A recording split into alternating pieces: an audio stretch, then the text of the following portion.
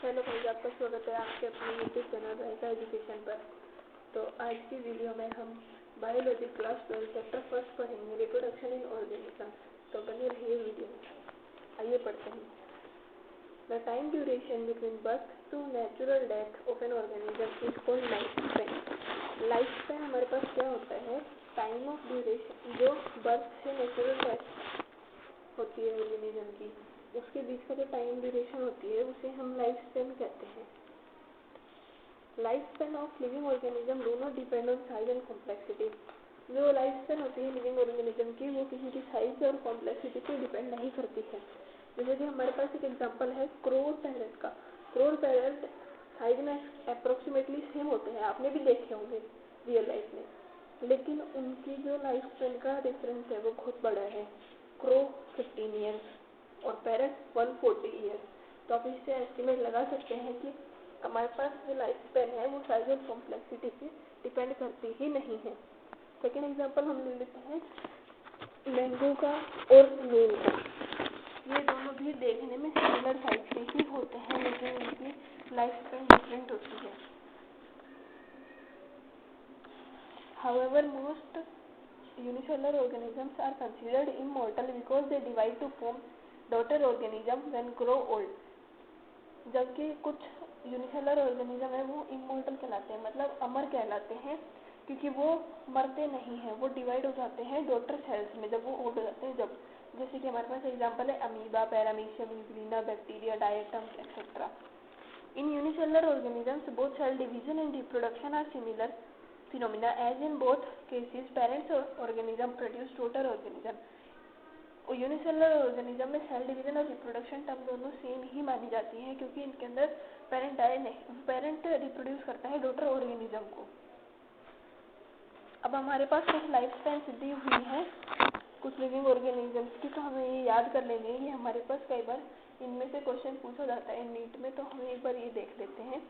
Rice plant 4 months, rose 5 to 7 years, crocodile 60 years, cow 25 years, banana 25 years, tortoise 200 to 300 years, mayfly 1 day, fruit fly 2 weeks, butterfly 1 to 2 weeks, wheat 4 months, E. coli 20 minutes, human 60 years, horse 30 to 40 years, banyan tree 400 to 600 years, dog 20 to 30 years, crow 15 years and parrot 140 years।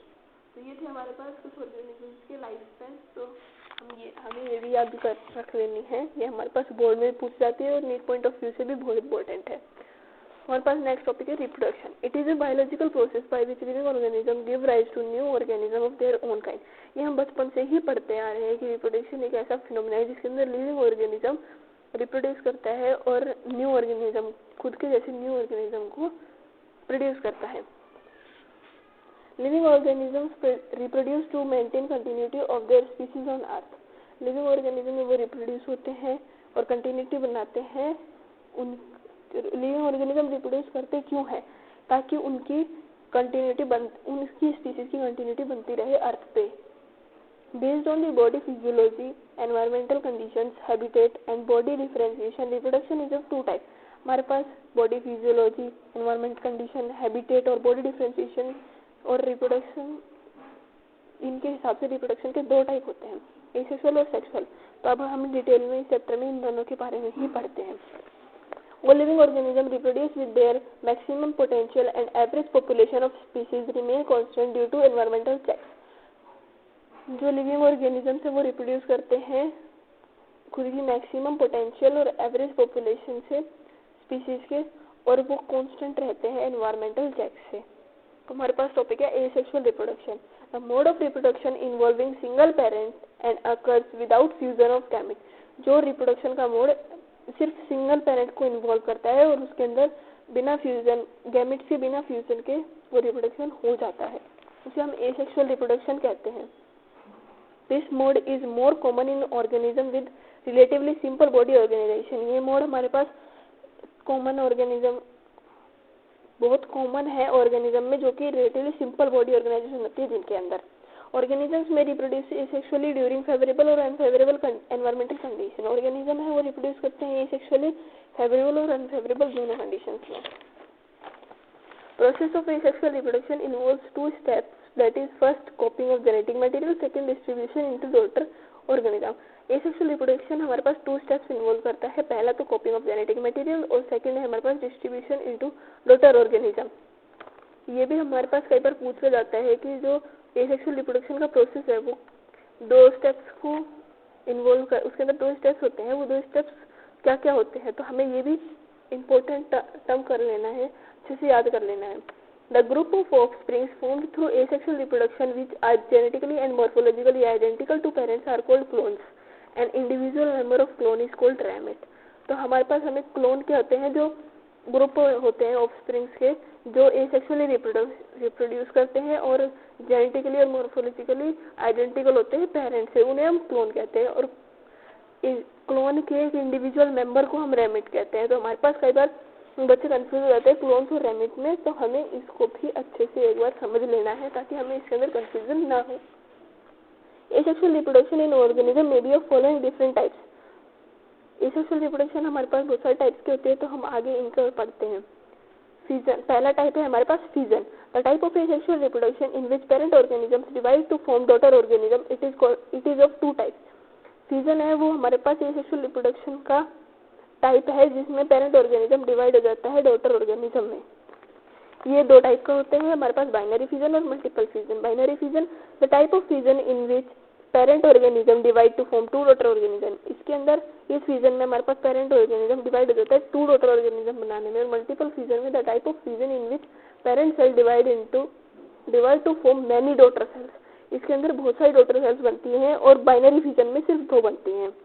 Binary fusion का example है amoeba, paramecium और Euglena. Multiple fusion का Plasmodium और मोनोसाइटिस। हमारे पास हमें है ना इनके एग्जांपल अच्छे से याद कर लेने हैं। ये भी हमारे पास ये एग्जांपल बहुत बार पूछे जाते हैं कि example give the example of binary fusion and multiple fusion. तो इनमें हमें कंफ्यूजन नहीं रखनी है, हमें इनको अच्छे से समझ लेना है। हम एक बार अगर इन्हें अच्छे से समझ लेंगे तो हमें ये याद हो जाएंगे। इनके डायग्राम भी हम देख लेंगे। Sporulation and ancestration. During unfavorable conditions, amoeba withdraws its pseudopodia and secretes a three-layered hard covering called cyst. जब अनफेवरेबल कंडीशन होती है तो अमीबा अपनी सूडोपोडिया को विड्रॉ कर देता है और तीन लेयर हार्ड कवरिंग बना लेता है अपने ऊपर, जिसे हम सिस्ट कहते हैं। और इस पूरे प्रोसेस को हम एंसिस्टेशन कहते हैं। When favorable condition return, the encysted amoeba divides by multiple fusion and produces many minute amoeba. जब फेवरेबल कंडीशंस आ जाती हैं तो जो एंसिस्टेड अमीबा है वो डिवाइड हो जाता है मल्टीपल फ्यूजन से और वो प्रोड्यूस कर लेता है बहुत सारी amoebae. The cyst wall burst out and spores are liberated in the surrounding medium to grow up into new amoebae is called sporulation. Sporulation क्या होता है, जब जो सिस्ट वॉल है वो टूट जाती है और उसके अंदर जो स्पोर्स थे वो सराउंडिंग मीडियम में उड़ जाते हैं, या फिर उधर वो जब बर्स्ट होती है तो वो निकल जाते हैं उसमें सराउंडिंग में, तो न्यू अमीबे बनाने के लिए इस प्रोसेस को हम स्पोरुलेशन कहते हैं। तो हमें एंसिस्टेशन और स्पोरुलेशन में भी एक बार अच्छे से देख लेना है, इनके अंदर कंफ्यूजन नहीं होने देनी है हमें। अगर हम एक बार अच्छे से पढ़ेंगे तो हो जाएगी, एक बार वो पढ़ लेते हैं हम इनको ऐसे। एंसिस्टेशन तो वो प्रोसेस है जिसके अंदर अनफेवरेबल कंडीशंस में अमीबा अपनी सूडोपोडिया को विड्रॉ कर देता है और तीन लेयर की हार्ड कवरिंग बना लेता है जिसे हम सिस्ट कहते हैं, और इस प्रोसेस को एंसिस्टेशन। और स्पोरुलेशन हमारे पास जब सिस्ट वॉल बर्स्ट आउट हो जाती है तो उसके अंदर से जो स्पोर्स सराउंडिंग मीडियम में चले जाते हैं न्यू अमीबा बनाने के लिए, उसे हम स्पोरुलेशन कहते हैं। और इसका एग्जाम्पल हमारे पास अमीबा ही होगा क्योंकि हमने अभी इसके अंदर अमीबा के बारे में पढ़ा कि इसकी डेफिनेशन में भी हमें अमीबा का ही दे रखा है। नेक्स्ट हमारे पास आता है budding. The type of asexual reproduction in which new organism develop by small outgrowth and detach to form new organism. ये एसेक्सुअल रिप्रोडक्शन का वो टाइप है जिसके अंदर न्यू ऑर्गेनिज्म डेवलप होता है स्मॉल आउटग्रोथ से पेरेंट के ऊपर ही, और वो फिर न्यू ऑर्गेनिज्म में डिटैच हो जाता है। इसके एग्जाम्पल हमारे पास है east, hydra, fresh water sponges. Budding हमारे पास दो टाइप की होते हैं, एक्सटर्नल बडिंग और इंटरनल बडिंग। ये भी हमें अच्छे से याद कर लेनी है, ये हमारे पास नीट में कई बार पूछा जा सकता है, इसकी पॉसिबिलिटी है। Bud develops on body surface of parent organism, external budding. Bud develop in body of parent organism internal budding. जब पेरेंट बॉडी के ऊपर बड बनता है तो उसे एक्सटर्नल बडिंग कहते हैं, और पेरेंट बॉडी के अंदर बड बनता है तो इंटरनल बडिंग कहते हैं। एक्सटर्नल बडिंग का एग्जांपल है हमारे पास हाइड्रा और ईस्ट। इंटरनल के हमारे पास है fresh water sponges. Spore formation, the type of asexual reproduction in which new organism develop from microscopic spores formed on parent body. ये एसेक्सुअल रिप्रोडक्शन का टाइप है जिसके अंदर न्यू ऑर्गेनिज्म बनता है माइक्रोस्कोपिक स्पोर से, जो कि पेरेंट बॉडी में बनते हैं। इसके एग्जांपल है हमारे पास all fungi and some lower plants like algae. Fragmentation, the type of asexual reproduction in which body fragments of plant parent organism develop into new organism. ये एसेक्सुअल रिप्रोडक्शन का वो टाइप है जिसके अंदर जो बॉडी फ्रेगमेंट्स है parent organism से वो डेवलप हो जाते हैं न्यू ऑर्गेनिज्म में। इसके एग्जांपल है हमारे पास फिलामेंटस एल्गे एंड फंजाई और प्रोटोनीमा ऑफ मॉस। रीजनरेशन, ये हमारे पास the type of asexual reproduction in which lost body parts of an organism are reformed.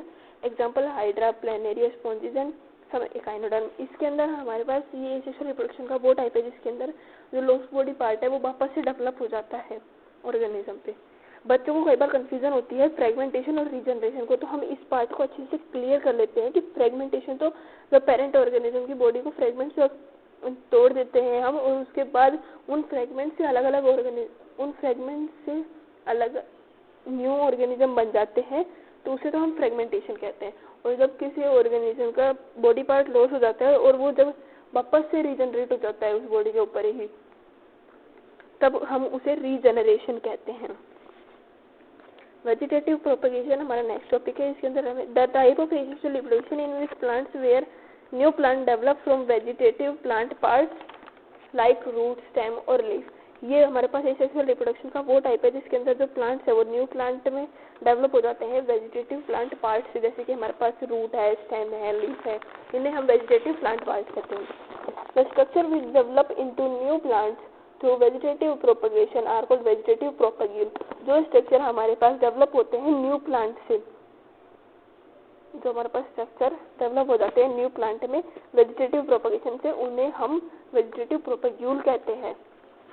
This method do not produce true clones as daughter organisms are morphologically not similar to parents and also among themself. ये method है जो vegetative propagation method है, ये हमारे पास true clones नहीं बनाते हैं क्योंकि जो डॉटर ऑर्गेनिजम्स है वो मॉर्फोलॉजिकली सिमिलर नहीं है पेरेंट से और ना ही एक दूसरे से।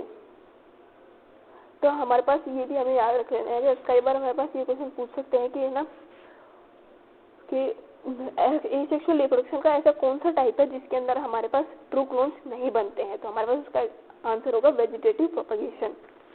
This method is both advantages and disadvantages. हमारे पास ये भी पूछा जाता है कि explain the advantages and disadvantages of the vegetative propagation. तो हमारे पास हमें ये याद रखना है, एडवांटेजेस तो है हमारे पास superior characters of parent are restored in offspring, large number of plant can be grown in small time duration. इसके अंदर हमारे पास इसके एडवांटेजेस ये हैं कि इसके जो सुपीरियर कैरेक्टर होते हैं पेरेंट के वो ऑफस्प्रिंग में रिस्टोर्ड हो जाते हैं, ये हमारे पास एक एडवांटेज इसकी है। और सेकेंड एडवांटेज ये है कि जो बहुत ज़्यादा प्लांट के नंबर है वो हम थोड़े से टाइम में भी ग्रो कर सकते हैं। डिसएडवांटेज है इसकी हमारे पास दो डिसएडवांटेज हैं। पहले तो कि जो वेरिएशन है वो बहुत कम होती है, होती ही नहीं है, ना के बराबर होती है। और दूसरा है कि जो इवोल्यूशन के हैं वो चांस बहुत कम हो जाते हैं और एडेप्टेबिलिटी भी डिक्रीज हो जाती है। New variations are not incorporated, less chances of evolution and decrease adaptability. तो ये था हमारे इसके अंदर। और अब हमारे पास जैसे कि हमने भी पढ़ा था वेजिटेटिव प्रोपग्यूल वो स्ट्रक्चर है जो डेवलप करता है न्यू प्लांट में वेजिटेटिव प्रोपगेशन से। तो हम उस वेजिटेटिव प्रोपग्यूल और उसके एग्जाम्पल को पढ़ लेते हैं एक बार। हमारे पास ऐसे 10 वेजिटेटिव प्रोपग्यूल हैं और जो हमारे सिलेबस में है और उनके example.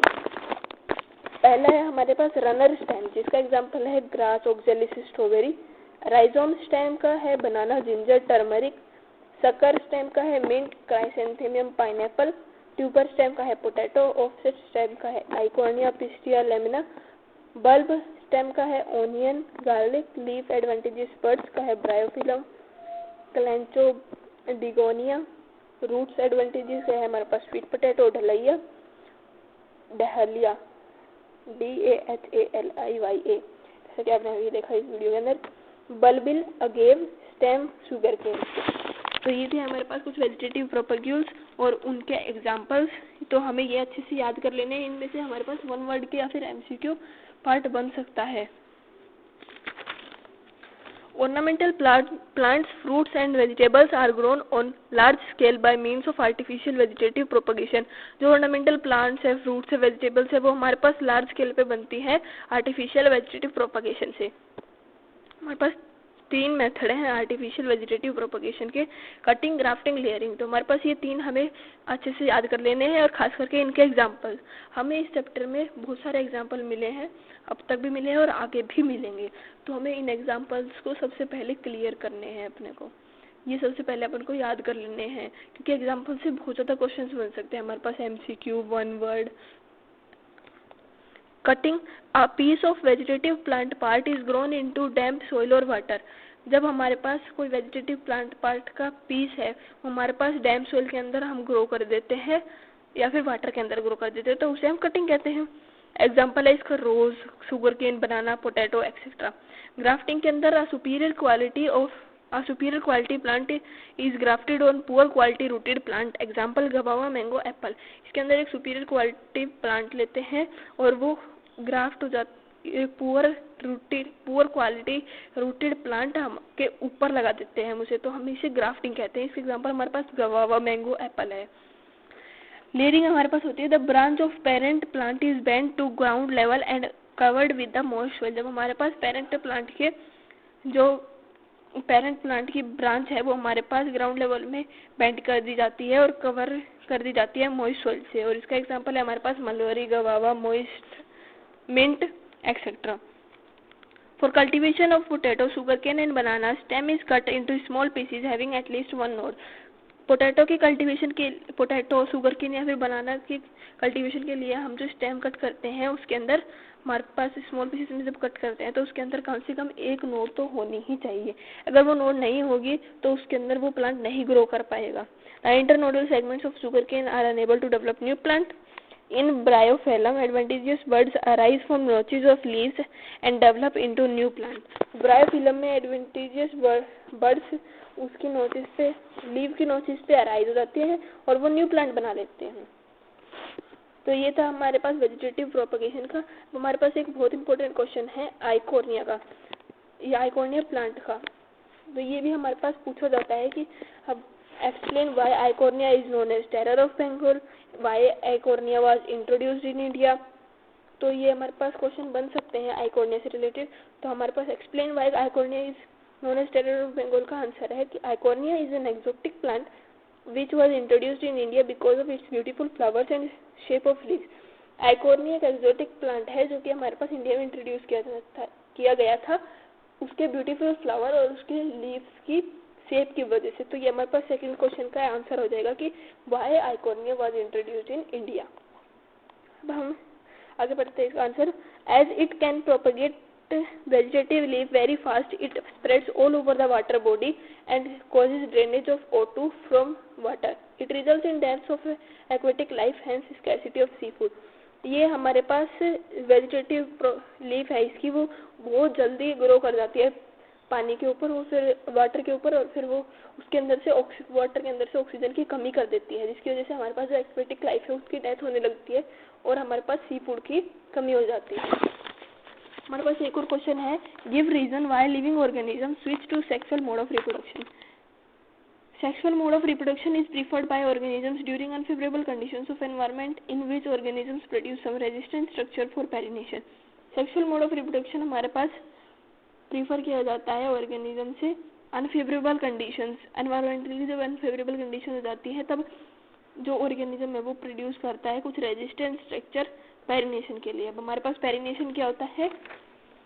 Perennation is a process of conserving genetic material under unfavourable environmental condition. Perennation हमारे पास वो प्रोसेस है जेनेटिक मटेरियल को कंजर्व करने का जिसके अंदर हमारे पास अनफेवरेबल एनवायरमेंटल कंडीशंस में। इसके एग्जांपल है हमारे पास seed, pollen grains etcetera.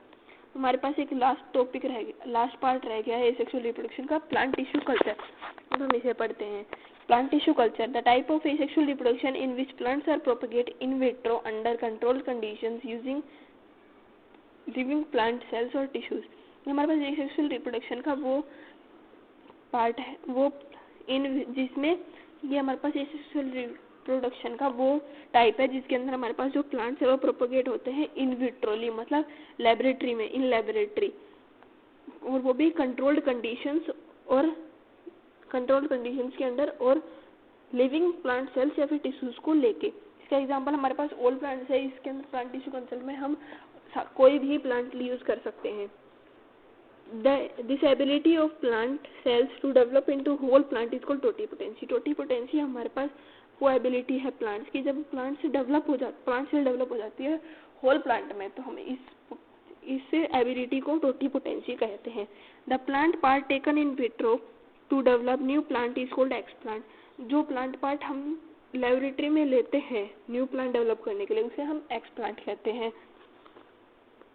The undifferentiated mass of cells formed through divisions in explant is called callus। जो undifferentiated mass होता है सेल्स का, जो डिविजन्स एक्सप्लांट में डिवीजन से बनता है, उसे हम कैलस कहते हैं। Rooting and shooting in callus are promoted by PGR, auxin and cytokinin respectively. The mixture of all nutrient required for plant growth in vitro is called culture medium. Rooting और shooting होती है callus की, वो हमारे पास plant growth regulator से होती है, जो कि है ऑक्सिन और साइटोकाइनिन। रूटिंग तो ऑक्सिन से और शूटिंग साइटोकाइनिन से। और जो हमारे पास कल्चर मीडियम होता है वो क्या होता है, एक मिक्सचर है न्यूट्रिएंट्स का, जो हमारे पास प्लांट को ग्रो होने में हेल्प करता है लेबोरेटरी में। Before transferring into soil, newly formed plantlets are given some stressful conditions which is called hardening of plantlet.